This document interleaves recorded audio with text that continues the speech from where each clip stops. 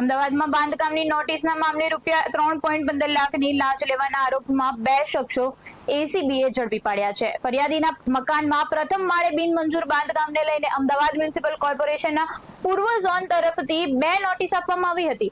આ મામલે આરોપી શિલ્પા આહિરે ફરિયાદીનો સંપર્ક કરી બાંધકામ તોડાવી નાખવાની ધમકી આપી હતી અને બાંધકામ નહીં તોડાવવા માટે એએમસીના અધિકારીઓના નામે ₹3 લાખ તથા પોતાના ₹25,000 મળી કુલ ₹3.25 લાખની લાંચની માંગણી કરી હોવાનો આક્ષેપ છે, જેમાંથી ₹10,000 અગાઉ લઈ લેવામાં આવ્યા હતા અને બાકીના ₹3.15 લાખ લેવાના હતા। ફરિયાદીએ લાંચ આપવાની ઈચ્છા ન હોવાથી આણંદ એસીબી નો સંપર્ક કરતા 19 ઓગસ્ટે છટકું ગોઠવવામાં આવ્યું હતું। સોનીની ચાલી 4 રસ્તા પાસે આરોપીની વેગનર ગાડીમાં બંને આરોપીઓએ ₹3.15 લાખ સ્વીકારતા એસીબીની ટીમે તેમને ઝડપી પાડ્યા હતા। લાંચની સંપૂર્ણ રકમ રિકવર કરી બંને સામે કાયદેસરની કાર્યવાહી હાથ ધરવામાં આવી છે।